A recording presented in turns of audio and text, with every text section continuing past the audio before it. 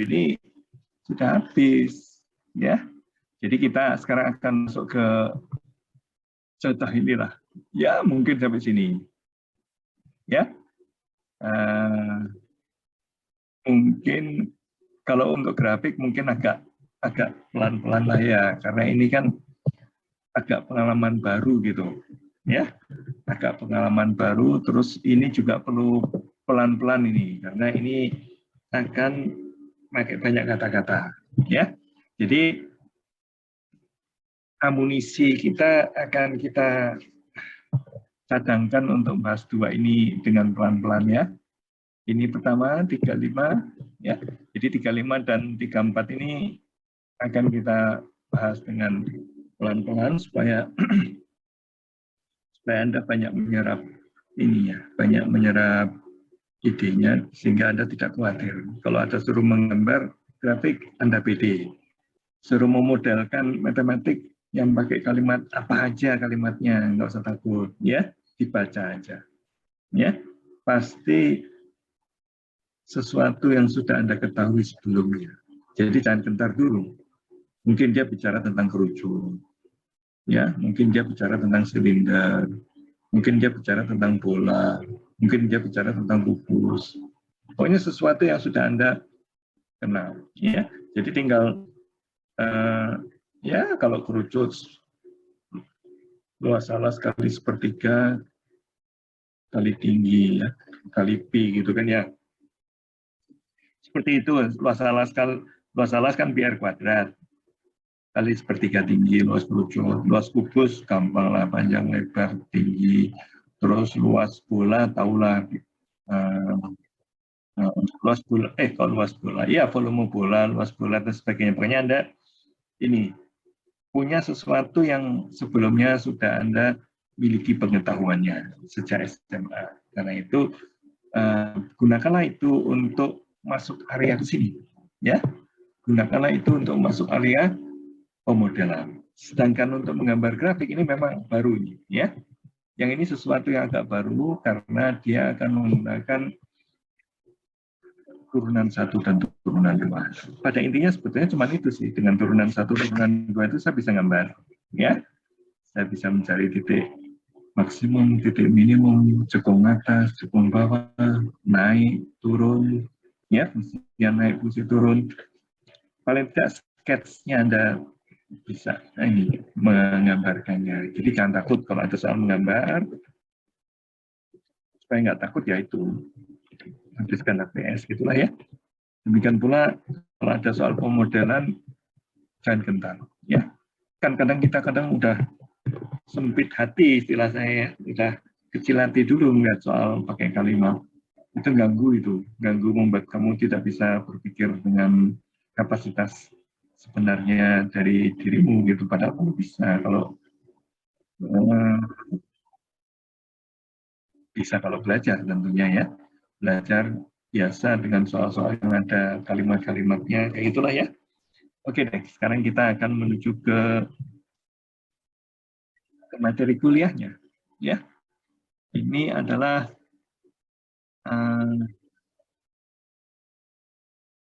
bab 3 mulai ya.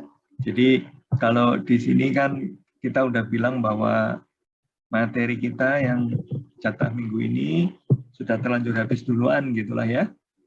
Dengan pertemuan terakhir tentang laju yang berkaitan, maka bab turunan bab 2 sudah habis. Sekarang kita akan masuki bab 3, yaitu penggunaan turunan. Oke. Jadi selalu begitu, ada integral nanti ada penggunaan integral. Lihat nih ya, polanya kayak gitu. Jadi nah ini dia, ada integral terus ada penggunaan integral. Ya. Polanya kayak gitu, ada turunan terus ada penggunaan turunan. Ya, seperti itulah ya.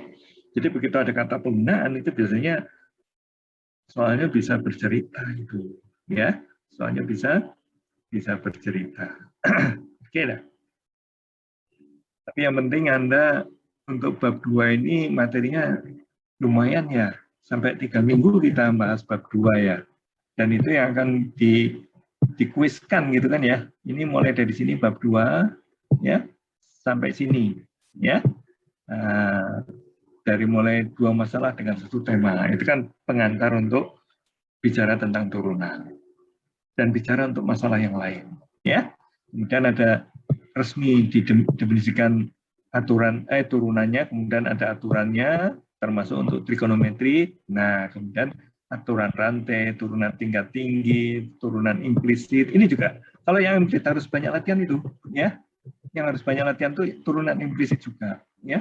Ya tentu aja laju yang berkaitan ini karena dia biasanya berupa soal dalam kata-kata. Hampir pasti itu, ya.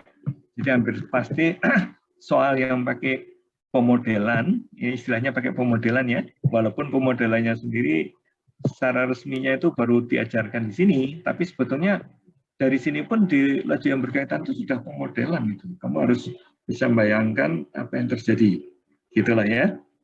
Kadang kita baca ini sudutnya ada di mana sih? Itu yang apa namanya? Yang dimaksud sudut itu antara, nah, ya pertama-tama gini aja lah. Biasanya sudut itu garis mendatar dengan garis miring gitulah ya. Itu patokan umum, tapi bisa juga enggak, bisa juga tidak seperti itu, ya. Nah, tapi begitu letak sudut yang diketahui tidak berdasarkan garis mendatar dan garis miring itu ya, maka Anda harus fleksibel gitu. Oh, ini harus melihatnya agak terbalik kayak gitulah ya. Pokoknya biasakan melihat bentuk yang berbeda, tapi tahu bahwa ada sudut di situ, saya bisa mencari sinus kosinus tangennya, gitulah ya, seperti itu. Ya, jadi kalau ada turunan trigonometri ya, itu mungkin bisa aja ini ketika masuk ke laju yang berkaitan, itu tiba-tiba sudutnya ada di sebelah mana, kayak gitu loh ya. Demikian pula nanti lebih luas lagi ketika pemodelan ya. Jadi pelajari aja, pelajari di mana letak sudutnya itu tidak harus sesuatu yang mudah dilihat gitulah ya. Ya nggak apa-apa, pokoknya logika tetap jalan ya, logika tetap jalan dan itu hanya bisa dicapai lagi-lagi dengan menghabiskan kertas APS ya. Nggak ada cara ajaib. Oke, sekarang kita sudah bab 2 ya. Inilah bahan untuk sampai kuis tanggal 5 ya. Kalau nggak salah hari Selasa itu ya, kuis hari Selasa tanggal 5, kemudian kuis yang akan datang ya ada lagi nanti bab 3. Jadi tiap kuis itu kayaknya urut bab gitu loh. Cuma nanti ada campuran gitu loh, bab berapa tambah bab berapa gitu ya. Nanti saya kasih tahu. Tapi untuk kuis kedua ini 100% bab 2 ya. Nanti bab 3 juga 100% bab 3 kayak gitu. Nanti yang ke-4 baru ada campuran babnya. Oke. Kita akan masuk ke penggunaan turunan ya. Kita akan masuk ke penggunaan turunan, yaitu kita akan menentukan titik yang akan membuat fungsi itu nilainya maksimum atau minimum. Oke. Ya. Jadi ini definisinya ya. Jadi selalu begitu bicara tentang F, itu selalu domainnya itu dibicarakan. Ini dia, CDR. Ya, selalu begitu ya. Jadi supaya kita bisa ngomong yang relevan. Kalau misalkan domain pembicaraan kita antara min 1 dan 1, kemudian ditanya X sama dengan 2 kontinu atau tidak, nggak usah dijawab. X sama dengan 2 kan bukan di daerah definisi fungsi kita. Karena fungsi kita kan bisa dipreteli menjadi beberapa daerah kan ya, fungsinya lain-lain gitu loh. Fx sama dengan X antara 0 sampai 1, kemudian Fx sama dengan X kuadrat antara 1 sampai 2, Fx sama dengan akar X bisa dipreteli kayak gitu kan per domainnya. Karena itu ketika kita membahas di satu domain aja ya kita nggak bisa ngomong di tempat lain. Jangan-jangan definisinya tidak sama dengan di domain ini gitu loh.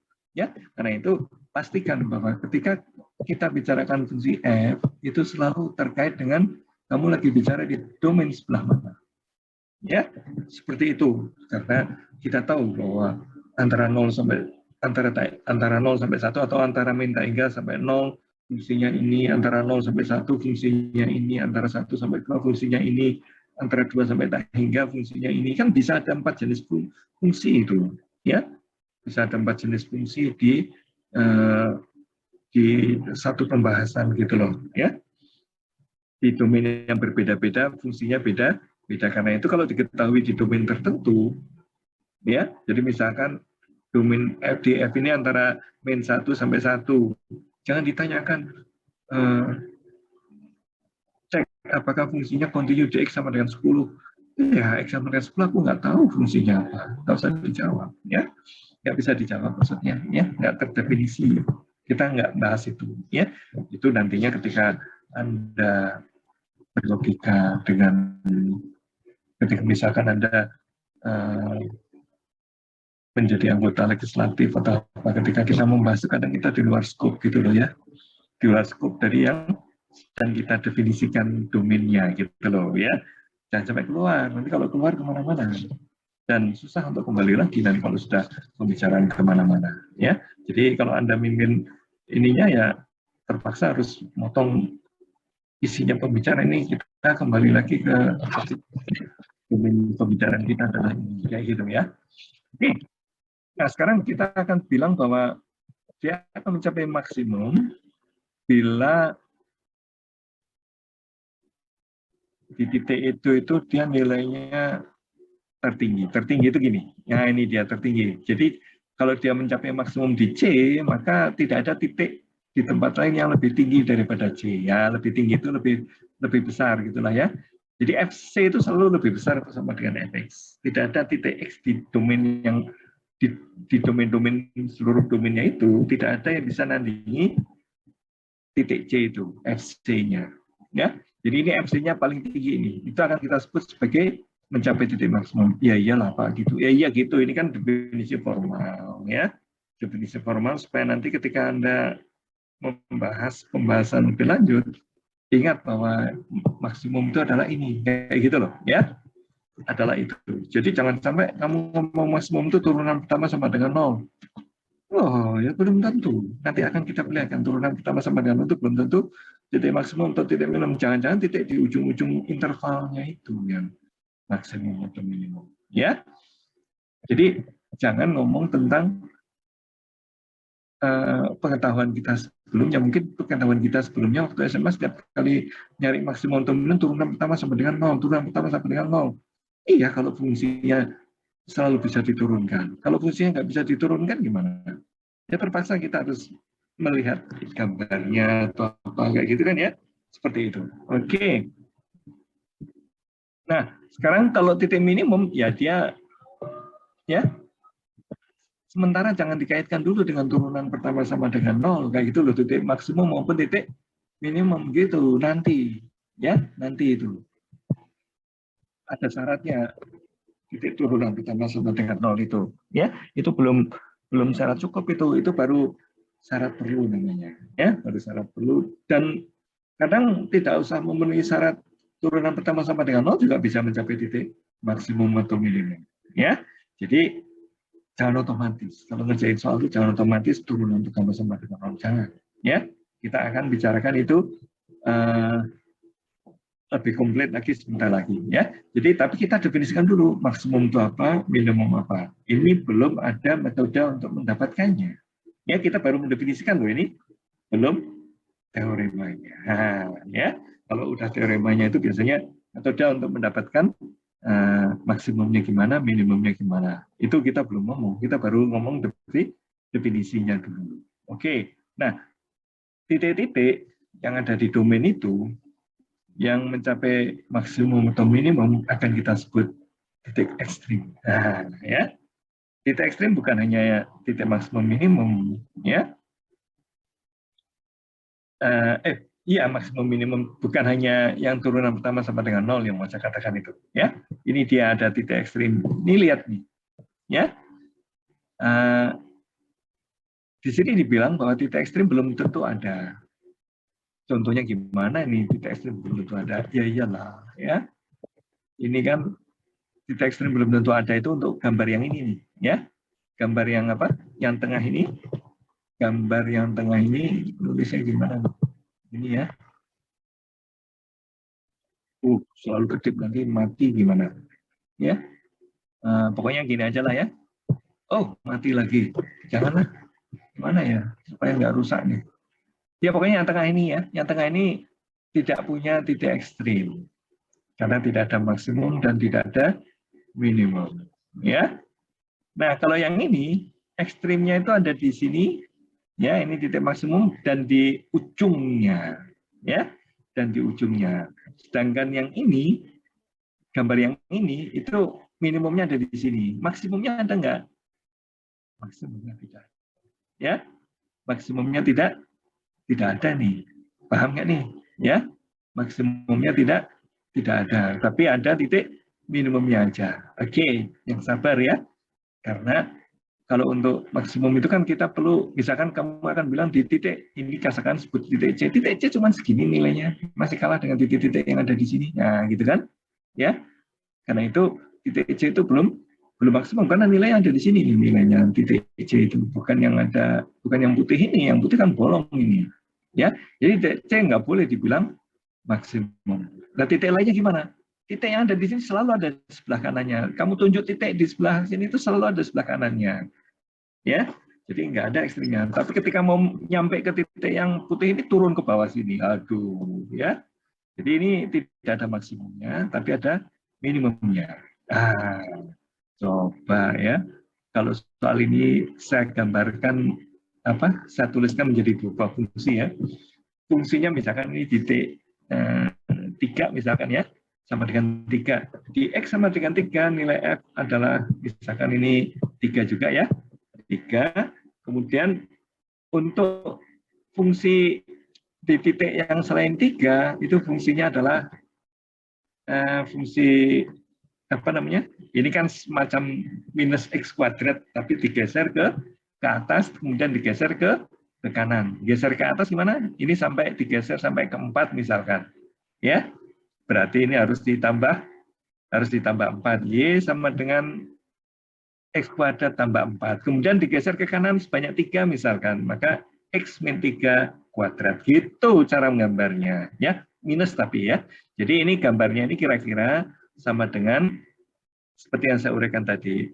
Mulainya kamu dari minus X kuadrat dulu. Kalau ini digeser ke kanan sebanyak 3, maka ini adalah X min 3 kuadrat gitu loh ya. Kemudian ini perlu diangkat ke atas sampai 4 misalkan, ya plus 4. Kayak gitu ya.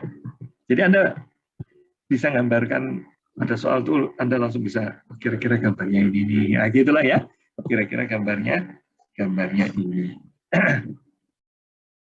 Ini nanti sebentar lagi ada kita akan bahas tentang kecekungan ya. Yang ini tuh akan kita anggap sebagai cekung ke bawah sampai sini ya. Kemudian dari sini ke sini itu cekung ke atas. Nanti sebentar lagi ya. Sehingga perubahan titik cekungnya itu di sini. Ya, dan garis yang menyinggung di dua cekungan itu tadi itu tidak berupa turunan pertama sama dengan kayak gitulah ya. Nanti ada pertanyaan seperti itu. Oke. Nah, sekarang yang istimewa ini sangat penting di teori ekonomi. Jadi andalan orang ekonomi itu, andalannya adalah ini. Kenapa? Karena di ekonomi itu kan selalu permasalahannya itu adalah permasalahan maksimum atau minimum. Ya, permasalahannya itu adalah permasalahan memaksimumkan atau meminimumkan. Itu permasalahan di ekonomi itu. Memaksimumkan profit, meminimumkan biaya. Itu dia. Ya. Jadi strateginya di dalam pemodelan ekonomi itu adalah kalau nggak memaksimumkan, meminimumkan. Nah, bagaimana orang ekonomi bisa bicara lebih lanjut tentang maksimum dan minimum, itu dia harus punya jaminan bahwa yang fungsi yang sedang saya bicarakan itu adalah fungsi kontinu. Untuk apa? Untuk memastikan ya domainnya tertentu kan, ini daerah definisi atau domainnya ya tempat tertutup, supaya saya punya kepastian bahwa yang sedang saya bicarakan itu ada titik maksimumnya dan ada titik minimumnya. Karena itu fungsinya kontinu dipilih untuk analisis di perekonomian. Seperti itu ya. Jadi ini tuh sangat menolong sekali buat ekonomi, ya. Tapi ilmu ini kan diciptakan pada tahun 1776 bertepatan dengan diciptakannya ilmu cikal bakal ilmu ekonomi modern, gitu kan ya. Adam Smith juga 1776 gitu loh ya. Kemudian kalkulus juga 1776 lahirnya. Jadi ketika lahir kalkulus itu mungkin hanya segelintir orang yang tahu, mungkin 3 orang, mungkin 5 orang sedunia loh ya. Ya mungkin paling banyak 10 orang ya. Kalau kamu berada di masa itu sudah jagoan kalkulus, kamu dianggap orang pintar itu ya. Nah, ketika kalkulus ini masuk ke ekonomi itu butuh 150 tahun. Ya. Tidak mudah suatu pengembangan ilmu pengetahuan itu akan menular menghasilkan ilmu pengetahuan yang baru. Itu lama itu, ya. Oke. Jadi akumulasi ilmu pengetahuan itu butuh waktu. Nah, akumulasi ilmu pengetahuan itulah yang akan dipelajari di machine learning, deep learning, itu adalah akumulasi pengetahuan namanya. Ya, learning itu adalah akumulasi pengetahuan. Nanti akumulasinya lewat apa? Nanti kamu akan tahu, ini berubah itu artinya nambah pengetahuan, nambah pengetahuan, nambah pengetahuan, kayak gitu terus. Karena itulah disebut learning algorithm. Ya, learning algorithm itu tambahan pengetahuan. Jadi mesin itu akan tambah pintar, tambah pintar, tambah pintar. Seperti itu kira-kira. Ya, tambah pintarnya dinyatakannya dengan apa, Pak? Ya, dinyatakannya adalah dengan kemampuannya dia untuk mencapai nilai maksimum. Ya, semakin lama dia semakin mampu untuk mencapai titik maksimumnya. Semakin lama dia semakin mampu untuk mencapai titik minimumnya. Tergantung permasalahannya itu masalah memaksimumkan atau masalah meminimumkan. Dua hal itu sama. Kalau suatu fungsi mencapai titik maksimum, kalau fungsinya itu tak negatif kan itu langsung mencapai titik minimum itu. Terbalik langsung. Kayak kalau fx sama dengan minus x kuadrat itu kan kita akan mencapai titik maksimum seperti ini kan. Fx sama dengan x kuadrat minus x kuadrat. Kalau itu tak minuskan lagi kan jadi fx sama dengan x kuadrat. Ya, kalau fx sama dengan x kuadrat kira-kira bentuknya kayak gini nih, fx sama dengan x kuadrat. Tapi kalau fx sama dengan minus x kuadrat kan bentuknya kira-kira kayak gini. Jadi suatu fungsi kalau saya negatifkan semula mencapai maksimum akan menjadi minimum. Artinya semula minimum menjadi maksimum. Jadi permasalahan maksimum atau minimum itu sebenarnya masalah tunggal. Ya, kalau aku butuh meminimumkan ya tak minuskan aja itu fungsinya. Ya, sehingga fungsi yang tadi yang mencapai maksimum sekarang mencapai minimum. Nggak ada masalah. Ya. Nanti kamu iseng sendiri aja kalau ada fungsi tak minuskan nilai fungsinya itu, nanti tiba-tiba yang tadinya ada maksimum jadi ya sekarang minimum. Oke. Ya, nah titik ekstrim itu tadi ya, titik ekstrim itu tidak hanya yang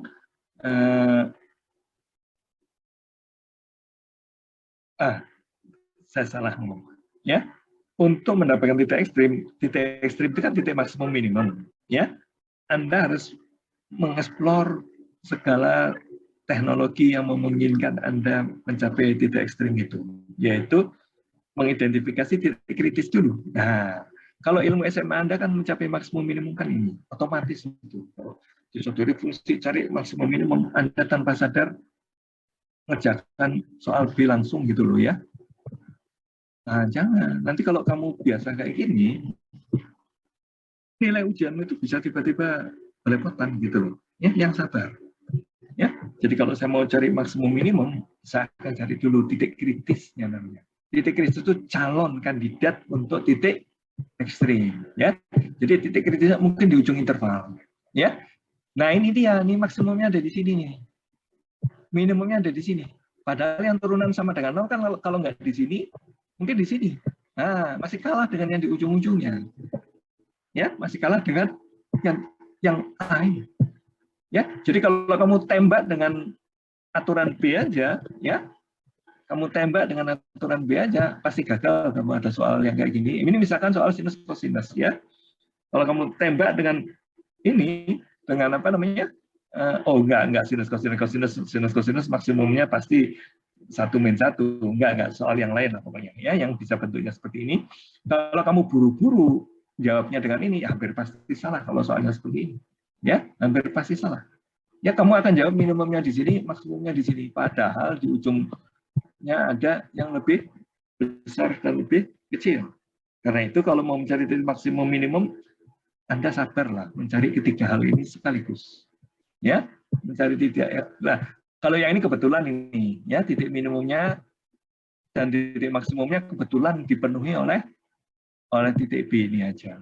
Nah, itu pun karena pembahasannya cuma dibatasi oleh domain tertentu, ya. Kalau ini dilanjutkan kan kita nggak tahu akan sampai kemana ini nilai fungsinya, gitu kan? Kalau pembahasannya domainnya tidak diberikan, itu bahayanya kalau ada fungsi tidak diberikan domainnya, ya jadi bingung nantinya kamu, ya. Jadi bingungnya itu Anda akan pakai yang mana? Kalau domainnya nggak diberikan kan kamu nggak akan bisa mencari ini. Itu dia. Ya, kalau domain tidak diberikan. Karena itu untuk titik kritis itu syarat pertamanya untuk titik A ini, ya kamu harus tahu, kamu itu lagi bicara di mana sih, gitu loh. Ya, lagi bicara ya kalau domain cuma di sini dan di sini, hampir pastilah minimumnya ini, maksimumnya ini. Karena domainnya cuma ini kan, ini yang dihitung-hitung ini, ya. Demikian pula kalau yang ini, ya. Nah, yang ini itu minimumnya ada di sini nih. Ini segala persyaratan ini nggak ada ini, ya. Persyaratan ini tidak pernah terpenuhi. Nah, ya, karena titik maksimum ini turunan ininya nggak ada ini, ya. Fungsi yang patah kayak gini, ya, fungsi yang patah habis naik kok tiba-tiba turun gitu, ya. Kenapa nggak ada? Karena ini nantilah, ini kita belum ngomong tentang turunan pertama positif atau negatif, ya. Kemiringannya positif atau negatif. Oh, tapi kemiringan positif negatif. Oh ya, sebentar lagi. Oke, yang jelas ini turunan pertamanya nggak ada. Karena turunan pertama dari sisi kiri, ya, itu kan akan positif ini. Gambarnya kan kayak gini, garis singgung gitu kan ya. Dengan turunan pertama di sini kan akan gini. Ini kan slope-nya negatif nih, garis lurus ini. Ya, garis lurus kan slope-nya negatif, yang sini slope-nya positif. Ya tentu, kalau slope-nya beda, artinya turunannya beda gitu loh. Ya. Artinya limitnya beda. Kalau limitnya beda maka turunannya nggak ada. Jadi di titik yang kayak gini itu yang patah kayak gini, habis naik tiba-tiba turun, itu di titik di mana ada patahan kayak gini itu hampir pasti kamu gagal pakai, ya. Jadi kalau kamu ada soal kayak gini kamu maksakan pakai turunan pertama sama dengan 0, ya pasti gagal. Ya, pasti gagal untuk mencapai, karena ini turunan pertama sama dengan 0 nggak ada di mana-mana. Ya, nggak ada di mana-mana. Jadi kalau mau mencari maksimum minimum tidak otomatis ini menjadi satu-satunya jalan. Ya, Anda harus tahu domainnya dulu. Untuk apa tahu domainnya? Supaya saya tahu ujung intervalnya. Ya, kemudian kalau turunan pertamanya nggak ada, ini dia. Kalau turunan pertamanya nggak ada, itu pun masih mungkin titik ekstrim. Ya, ini dia terbukti ini. Turunannya nggak ada, tapi dia maksimum di domain ini, ya, di domain ini. Oke, seperti itulah kira-kira kisahnya. Mencari titik ekstrim, cari kandidatnya. Kandidatnya itu akan disebut titik kritis, ya. Kalau ekstrim itu sudah ekstrim lah. Kalau nggak maksimum, minimum itu ekstrim. Tapi kalau kritis, itu kritis itu bisa menjadi maksimum, bisa menjadi minimum, dan bisa nggak apa-apa gitu loh, ya. Bisa nggak apa-apa kalau ternyata bentuknya seperti apa ya, yang nggak ada maksimum minimum, ya. Ya tentu yang nggak ada maksimum minimum tentunya nantilah kita akan ketemu, ya, yang turunannya nggak ada, gitulah ya, yang turunannya nggak ada, terus yang nggak punya batas ujung-ujungnya, ya, kayak ini kan nggak ada maksimum minimum ini, ya, ini loh, ya, yang ini kan tidak ada maksimum dan tidak ada minimum. Jadi pertama-tama ini tentu daerah definisinya itu atau domainnya itu R gitu loh, dari min tak hingga sampai tak hingga. Aduh, ya, itu ujungnya di mana? Tidak ada ujungnya. Jadi syarat pertama gagal kamu pakai, ya. Syarat ini gagal kamu pakai. Syarat kedua, turunkan apa ada yang sama dengan 0? Tidak ada. Kemudian titik singular ada nggak? Nggak ada, karena nggak ada yang nggak pernah patah. Jadi ketiga-tiganya nggak ada. Kalau ketiga-tiganya nggak ada, ya hampir pastilah kamu nggak akan menemukan titik ekstrim.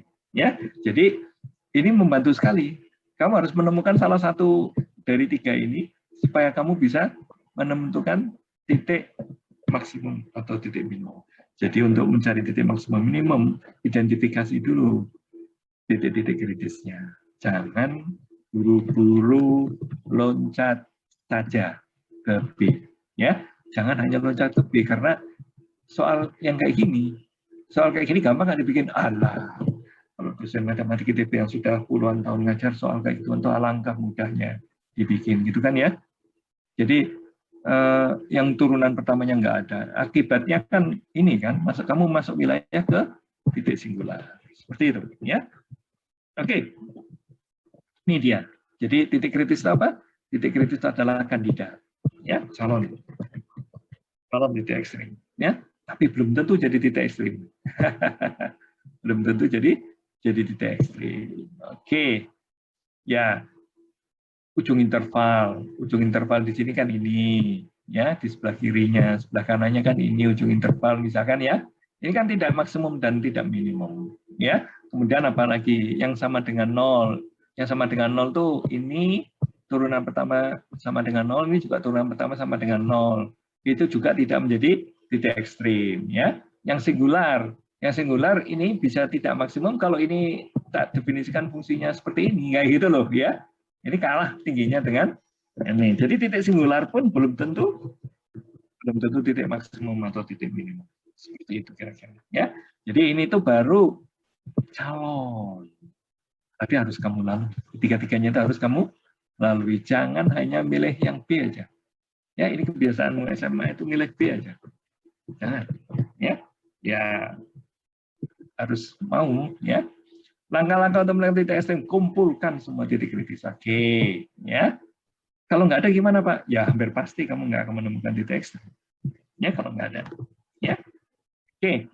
Kalau ada, kemudian kamu bandingkan nilai efek pada semua titik kritis itu. Nah, ini tadi yang saya maksud dibandingkan tuh, misalkan untuk soalnya, kalau soalnya kayak gini, saya udah menemukan titik kritisnya itu ada di sini.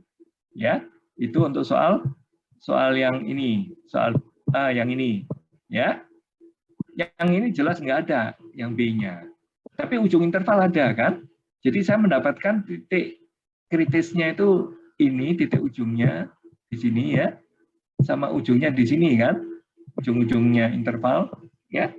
Nah, kita lihat bahwa di sini dan di sini itu bukan minimum dan bukan maksimum. Jadi yang ujungnya batal ya. Terus yang turunan pertama batal, tinggal ini harapan saya untuk bilang bahwa saya itu punya nilai maksimum atau nilai minimum ya, dan ternyata ini adalah maksimum. Itu berkat dibandingkan nilai efeknya di semua titik kritis tersebut. Satu-satunya titik kritisnya, bukan satu-satunya, kita kan punya titik kritis ini, dia punya titik kritis ini, punya titik kritis ini. Yang ini dan ini itu adalah bagian dari A, yang ini adalah bagian dari C ya. Oke, jadi dari ABC ini habiskan aja dulu. Ya, habiskan aja dulu. Ini habiskan aja. ABC ini dihabiskan supaya Anda mendapatkan kandidat. Nah, kayak gitu, ya. Oke, ini ada soal-soal ya. Mungkin bermanfaat pula untuk dibahas. Misalkan ya, coba ini. Ya, ini ada soal yang kuadratik. Aduh, Pak, aku nggak bisa gambarnya, Pak. Sebentar lagi kamu kayak gini tuh gampang kamu gambar, ya. Sebentar lagi, nggak lama, ya. Nggak lama lagi kamu pinter gambar yang seperti ini. Kalau turunan kedua sudah diajarkan, ya. Jadi jangan gentar, nantilah kamu akan sampai ke sana, ya. Nah, ini didefinisikannya di domainnya. Oke, setiap kali membuat fungsi itu dispesifikasikan domainnya, ya. Nah, kita tahu bahwa fungsi ini fungsi polinom. Fungsi polinom itu selalu punya turunan. Ya, gitulah ya. Jadi kalau selalu punya turunan, maka yang absen nomor berapa? Yang absen nomor C. Titik singular tidak akan ada. Ya, oke. Jadi yang akan terpakai titik A dan B. Titik A apa? Titik A adalah titik ini.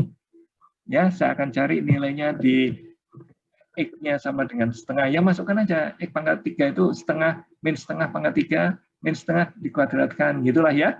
Hitunglah min setengah F min setengah itu, kemudian cari di F2-nya, hitung juga, kayak gitu. Itulah Anda akan mendapatkan bagian A-nya. Ya, jadi bagian A-nya sudah ketemu, ini dia. Ya, bagian A-nya titik ujungnya kita sudah cegat dulu sesuai dengan domainnya. Nilainya berapa? Ini dia nilainya. Oh, ini diturunkan dulu, ya nggak apa-apa. Ini rupanya mau masuk ke wilayah kedua gitu loh, karena ini fungsi selalu punya turunan, fungsi polinom. Ya. Nah, titik stasionernya ini kan kalau diturunkan kan jadi gini. Ya, titik stasioner kan didapat dari sini dan didapat dari sini kan. Yang dari Fn ini kan harus sama dengan 0 kan kalau mau titik stasioner, ya, maka didapatkan yang sama dengan 0 itu adalah 6x sama dengan 0 dan segala macam gitu ya. Itu akan membuat x-nya sama dengan 0 nih. Ya, x-nya sama dengan 0, kemudian dari sini kita tahu x-nya sama dengan 1. Jadi ada 4 buah titik ini yang kita sudah dapatkan. 1, 2, 3, 4. Ini adalah kandidat-kandidat untuk kita akan mendapatkan titik ekstrimnya. Ya. Titik singular ada nggak Pak? Tadi saya sudah bilang bahwa fungsi polinom kayak gini itu selalu punya turunan. Jadi tidak ada harapan kamu akan menggunakan pengetahuanmu tentang titik singular. Ya kok usah dipakai. Yang penting aku bisa mendapatkan 2 buah, ya, 2 buah cara untuk menentukan titik kritis. Kita lanjutkan, kita periksa ini nilainya berapa, ini nilainya berapa, ini nilainya berapa. Ini nilainya berapa? Dari 4 angka ini, siapa yang menghasilkan nilai fungsi yang tertinggi itu maksimum, titik maksimum. Siapa yang menghasilkan nilai terendah itu titik minimum. Seperti itu aja, gampang aja. Ya kalau sudah ketemu, nah ini titik singular nggak ada. Jadi kalau ada kamu baca buku, ini titik singular nggak ada. Waduh, gimana tahu ya nggak ada ya? Ya kamu lihat aja titik singular itu apa. Kemudian lihat soalnya ya. Tadi kan saya sudah bilang bahwa ini kalau fungsi polinom kan ada teoremanya kan. Fungsi yang bisa diturunkan apa aja termasuk ada fungsi trigonometri, polinomial, dan segala macamnya itu ya.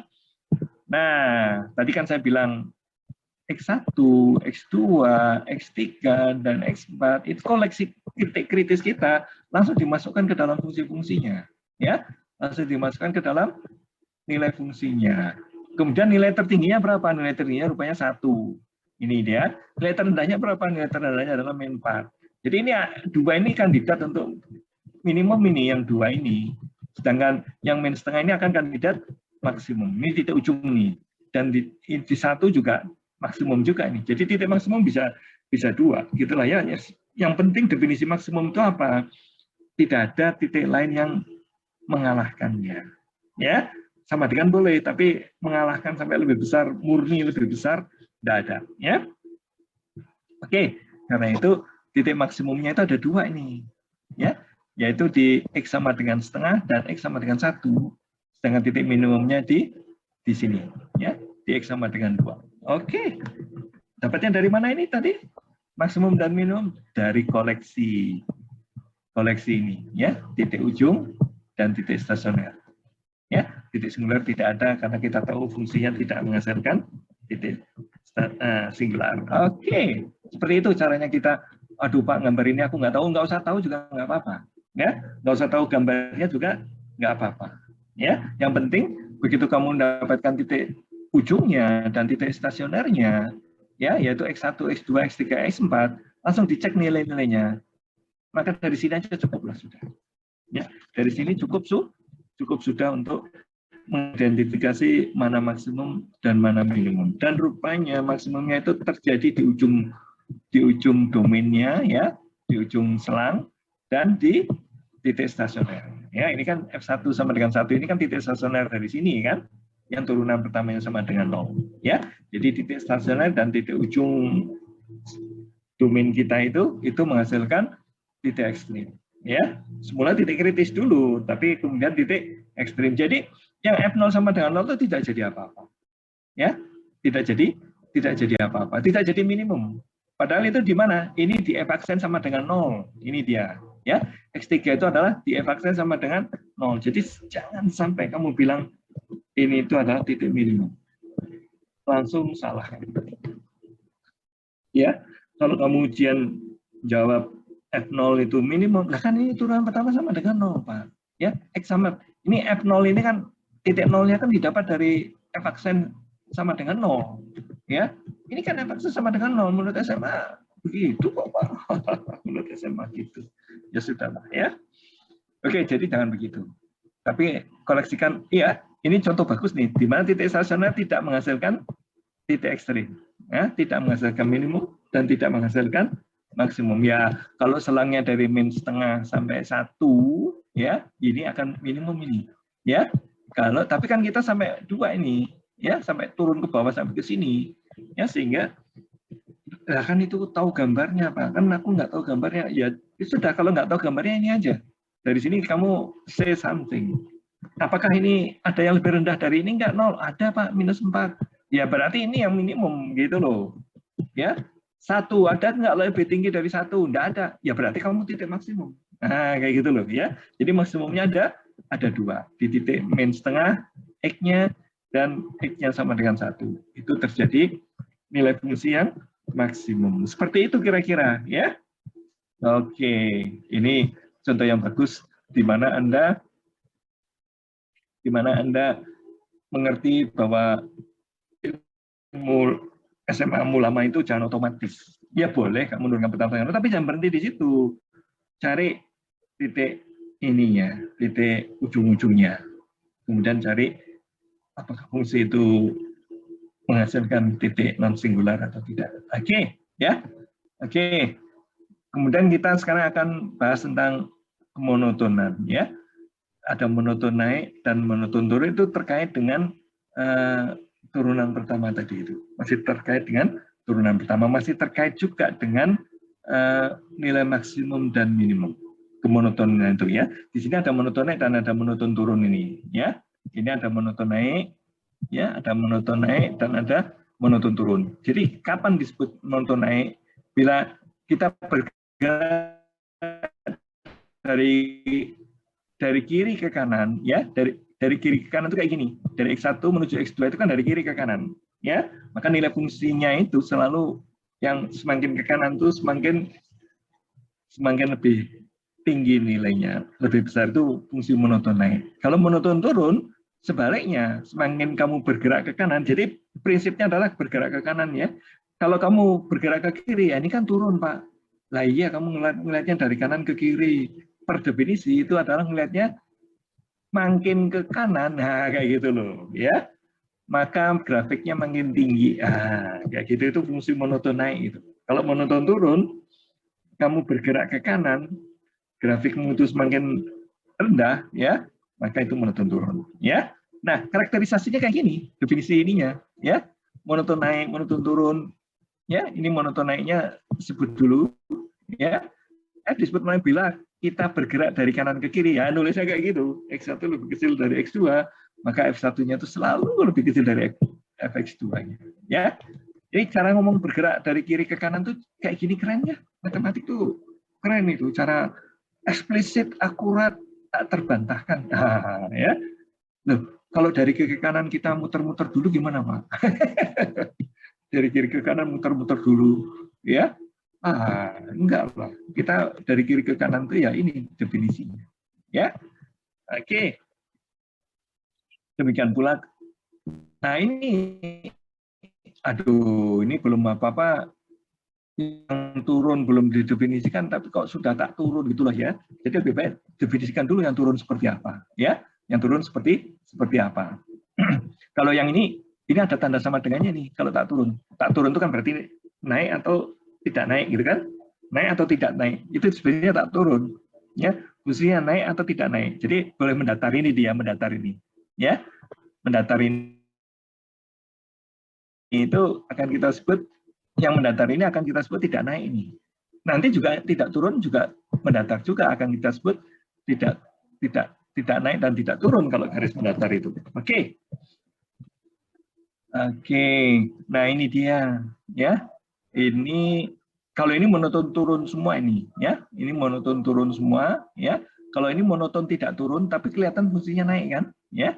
Kelihatan fungsinya seperti fungsi naik tapi ada selang antara dua buah titik di mana dia aduh, kok nggak bisa digores ya? Ada selang antara dua titik di mana fungsinya itu tidak semakin tinggi gitu loh. Jadi kita bergerak ke kanan dari 1 sampai 2 itu nilai fungsinya tetap aja gitu loh. Itu akan kita sebut monoton tidak naik dan monoton tidak turun juga itu di titik yang kayak gitu ya. Yang ini dia. Ini monoton tidak turun ini ya. Ini fungsinya secara umum kan turun ini ya. Secara umum dia fungsi turun tapi di selang tertentu dia tuh tidak monoton naik dan tidak monoton turun ya. Karena itu ini disebut monoton tidak turun, tidak naik. Ya, monoton tidak naik. Kalau yang ini monoton tidak turun. Ya, kalau ini monoton naik, yang ini monoton turun. Oke. Ini apakah ada fungsi yang tidak termasuk monoton naik dan monoton? Ya itu garis mendatar itu tidak. Kalau ada garis mendatar itu tidak monoton naik dan tidak monoton turun. Ya. Sekarang uji kemonotonan. Ketika kita melihat fungsi monoton naik, ya, maka turunan pertamanya itu akan lebih besar 0, ya. Turunan pertamanya itu akan, ini di sini kan turunan pertamanya positif semua ini, ya. Nah itu bisa untuk karakterisasi bahwa kalau turunan pertamanya positif, maka dia monoton naik. Ya, demikian pula monoton turunnya kalau turunan pertamanya negatif, maka dia akan kita sebut monoton turun. Nantinya kamu boleh aja bolak-balik. Monoton turun itu akan mengakibatkan f aksen x-nya negatif. Monoton naik akan mengakibatkan f aksen x-nya positif, itu boleh aja nantinya. Tapi di sini kita berangkatnya fungsinya diketahui monoton naik, maka kita bilang fungsinya diketahui turunan pertamanya positif, maka kita bilang dia monoton naik. Seperti itu, ya. Seperti itu. Benarkah bila f monoton naik di I maka f aksen, bila f monoton naik di I maka f aksen sama? Ya, iya. Ini tadi yang saya bilang, ya. Kalau ini kan bila ini, ya maka ini. Sekarang kalau dibalik, bila monoton naik maka ini, nah ini dia dibalik. Iya, iya, ya. Jelaskan, ya. Jadi kalau sebaliknya boleh, ya, bahwa f aksen monoton naik, kalau dia monoton naik, kan ketika dia monoton naik itu, Anda kan lihat bahwa ketika kita mendefinisikan turunan pertama, itu kan fungsi yang ada di kanan dikurangi fungsi yang ada di kiri dibagi dengan jaraknya, gitu kan ya. Nah, kalau monoton naik, fungsi yang di kanan itu selalu lebih besar daripada fungsi yang di kirinya, kan? Sehingga turunan pertamanya itu selalu akan lebih besar. Kayak gitu loh, ya. Itu monoton naik gitu loh. Ya, soalnya kalau pas turunan pertamanya sama dengan 0 kan tidak monoton naik, tidak monoton turun nantinya. Tapi kalau mau monoton turun itu harus yang kanan itu lebih besar nilainya daripada yang kiri, ya. Jadi kalau dibilang monoton naik, maka otomatis f aksen x-nya itu lebih besar 0. Lihat dari definisi turunan, ya. Lihat dari definisi turunan, ya. Definisi turunan itu kan limit rasio, nah gitu kan ya. Fungsi sebelah kanan dikurangi fungsi sebelah kiri, kemudian dibagi dengan kanan dan kiri, jaraknya itulah ya. Nah, kalau kita lagi mendefinisikan fungsi naik turun, kita kan selalu bergeraknya ke kanan. Jadi kalau kanan dikurangi kiri, pasti penyebutnya selalu positif. Atasnya, nilai fungsinya, ya selalu positif juga. Jadi turunannya positif lah, ya. Karena dia tidak pernah, dua-duanya itu tidak pernah negatif. Penyebut dan pembilangnya itu, pembilang dan penyebutnya itu tidak pernah negatif. Itu untuk fungsi yang monoton naik, ya. Seperti itu. Jadi ini itu bisa bolak-balik jadinya, ya, bisa bolak-balik. Kalau f aksen x lebih besar 0 untuk monoton naik, sebaliknya kalau dia monoton naik maka f aksen x sama dengan 0 juga, ya. Oke. Oh, seperti biasanya ya, jam 11.50 kita akan istirahat. Anda boleh absensi dulu, memang absensi saya setel di jam 11.50. Kita istirahat sampai jam 12, nanti kita lanjutkan lagi. Oke, kita